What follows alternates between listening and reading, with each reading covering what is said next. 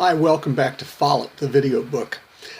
Today we're going to read the very first part of chapter 15, and as you might have expected, it's not appropriate for for people who aren't adults. For adults, it's appropriate as could be. So you decide from there. Okay, if you're ready, we'll begin. Follet awoke lying on his back. He raised his head and saw the top of Mary's head moving at his belly and felt the delicious sensation of her soft, spit-slicked lips caressing the head of his cock. She held him firmly in one hand while she pursed her sweet lips to peck the tip of his manhood and then opened her mouth to allow the end of her tongue to trace the cleft of the glands down the back, moving slowly but enthusiastically toward his balls. Follet closed his eyes and reveled in Mary's ministrations and let his right hand move so that he could run his fingers through her fine auburn hair as she bent to her task. As he touched her, she raised her head, keeping Follet's manhood clasped in her fist, smiled beatifically, licked her lips, and said happily, "Good morning, Follet. Did you sleep well?" "Come up here and kiss me," Follet said. Mary bounded up to him, threw her arms around him, hugged him tightly, and kissed him like she hadn't seen him for a month. Follet returned her kiss just as ardently.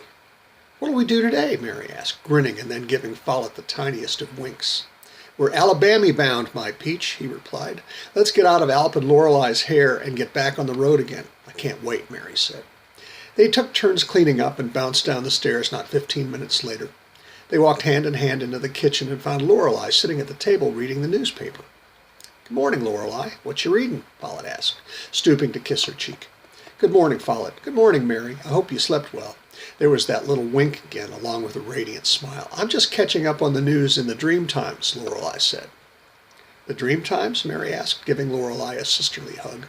"It's a weekly from New Orleans, published by our brothers and sisters, with all the news that fits for the weavers of dreams.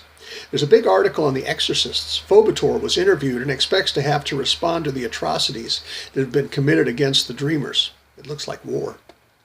We have to stand up for our way of life. We must be prepared to finally admit that this is the greatest existential threat our world has faced for 1,000 years, Follet said. Our brothers and sisters and the people we help deserve to be left alone.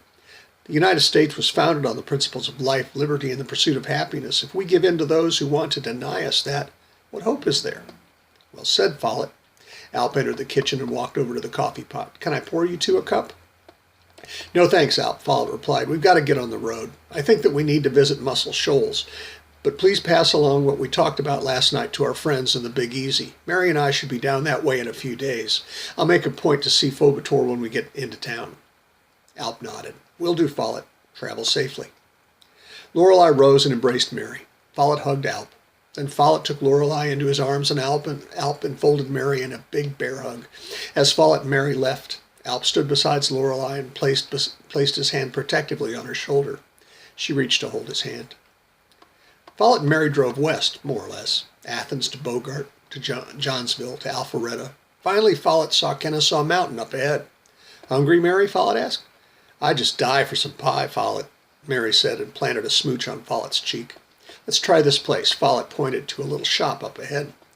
"Nice as pies." It was a little clapboard building, painted in garish stripes. Follet parked the caddy, and he and Mary walked in. Just as the outside of the building was gaily striped, the inside was spotted with circles of clashing hues, some the size of dimes, some the size of truck tires, all the rest in between, on bright white walls. Behind the counter was a grizzled old man. "Morning," he said.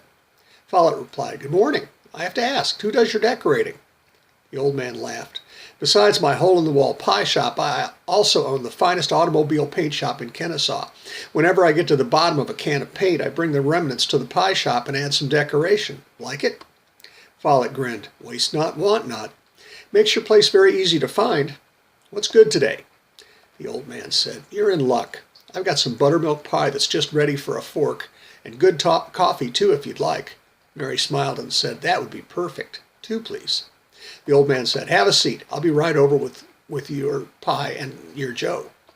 Mary and Follet sat at one table of the two in the shop that was close to the counter. 2 minutes later, the old man brought their pie and coffee. The slices of pie were generous, topped with a pile of fresh peaches and a mound of whipped cream. The coffee was hot and strong. Follet and Mary polished off the pie and finished the coffee. "Another cup?" the old man asked. No, thank you, sir. We've got some miles to go before we sleep, Follet replied. The pie was delicious, and the coffee hit the spot.